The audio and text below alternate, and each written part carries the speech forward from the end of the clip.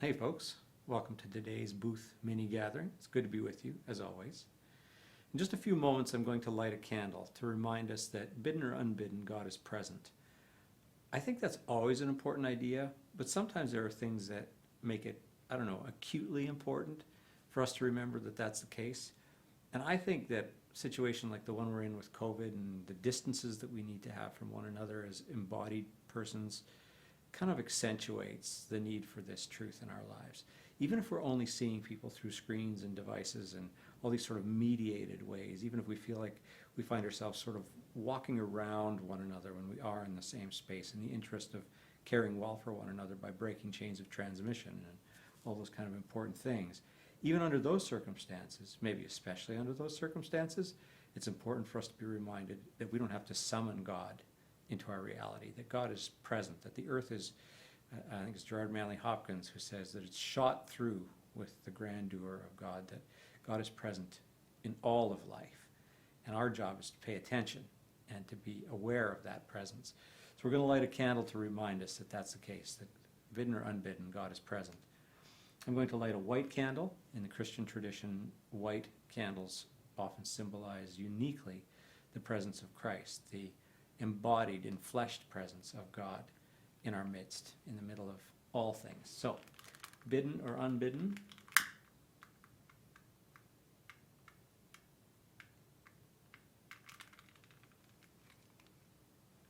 God is present. Darla is going to be along in just a moment with some music, and then right after that we're going to spend a few minutes exploring something that is now beneath the snow, and I'll talk about that more when we come back. I love you, Lord. Oh, your mercy never fails me. All of my days I've been held in your hands. From the moment that I wake up until I lay my head, I will sing of the goodness of God. All my life you have been faithful. All my life you have been so, so good. With every breath that I am able, I will sing of the goodness of God. I love your voice. You have led me through the fire in darkest nights.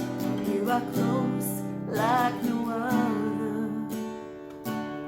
I've known you as a father.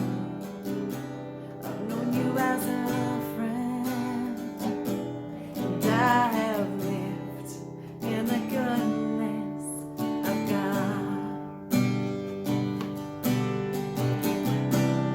All my life you have been faithful. All my life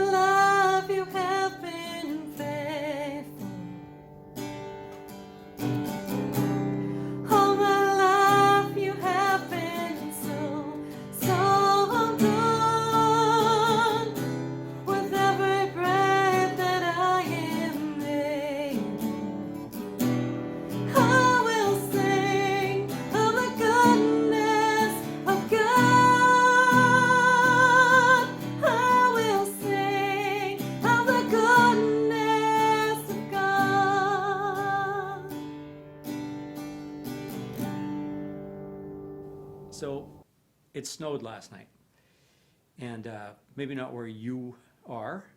I don't know.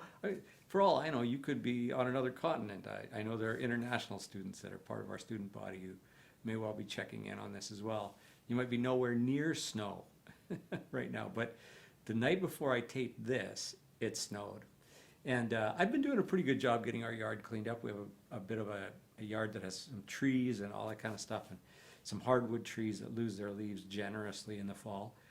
And I've been doing a pretty good job with my getting ready for winter cleanup, but there were a few last minute things, and when I saw the forecast, I was sort of frantically tearing around at the last minute trying to polish off a couple of lagging tasks, including dealing with some piles of leaves.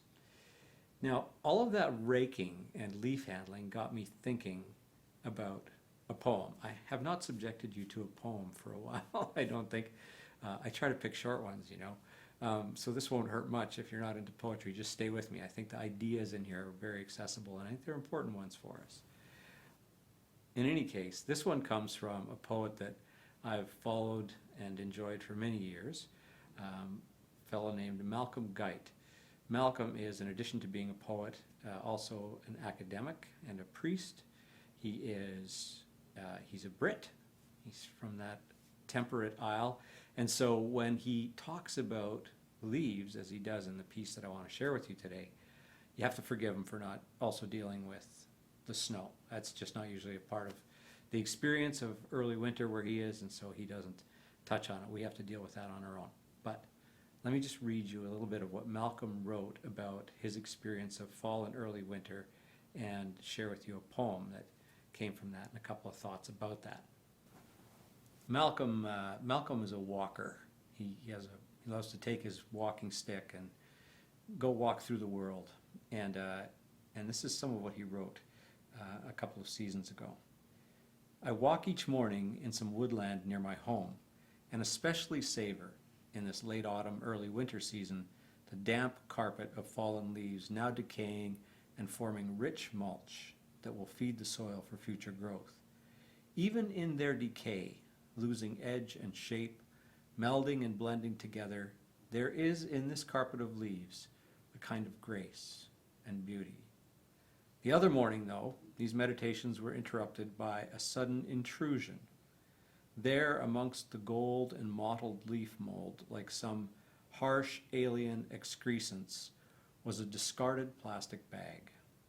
It was totally out of place and told its own tale of indifference and carelessness. Not just the carelessness of the person that dropped it, but the carelessness of the culture that produced it. The trees shed their leaves, and in that fall and letting go achieve a new grace. The leaves themselves let go of shape and color, and in that change and decay become something rich and nurturing.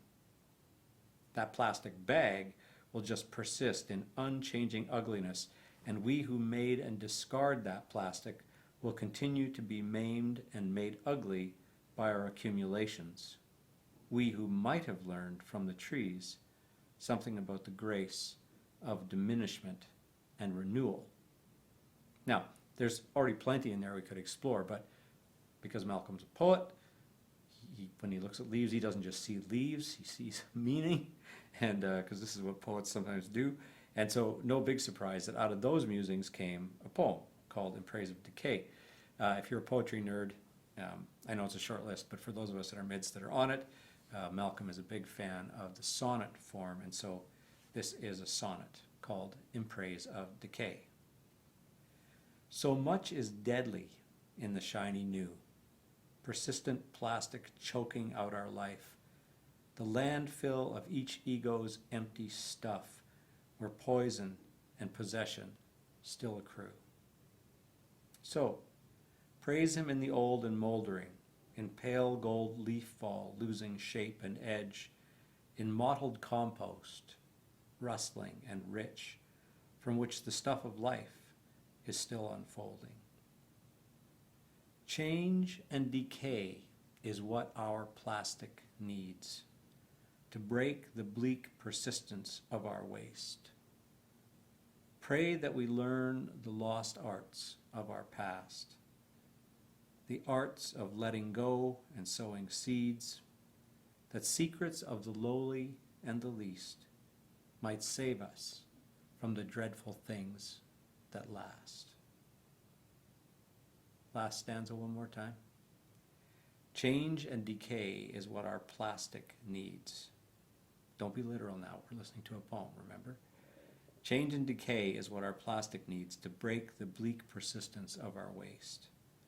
Pray that we learn the lost arts of our past, the arts of letting go and sowing seeds, that secrets of the lowly and the least might save us from the dreadful things that last. There are lots of places we could go with that, but today I would like to let it take us to a question. On a personal level, that question might be, what are things that I'm hanging on to that are getting in the way of new life for me as an individual? Things that I need to let go of, things that just need to die so that they can become the soil for the green of new life. On a wider cultural level, we might ask a similar question. We might ask, what are the dreadful things that last that we need to let go of in the interest of moving toward the beauty of a better world? Jesus had a pretty great sense of being able to look around him at the way the world was, biologically, agriculturally, in his setting often, and see there the truths about how we're formed spiritually and use that reality as an illustration of this reality.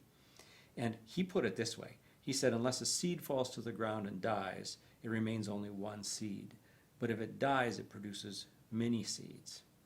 In his thought-for-thought paraphrase of that text in the Message, Eugene Peterson renders it this way: anyone who holds on to life just as it is destroys that life. Sort of almost the negative statement to the positive statement. The things that we cling to, the things that we make that we can't let go of, the things that persist when what they really need to do is drop out of our lives or drop out of our cultural life and decay, those are the things that hinder our well-being as individuals, as communities, as cultures. Those are the things that are like some harsh alien excrescence, to use Malcolm's powerful phrase. Those are the things that don't belong in this story which is older than us, older than all the cultural things we will make, older than the earth itself, a story in which the old ways have and always have had to die to form the ground of life that will not only continue, but thrive.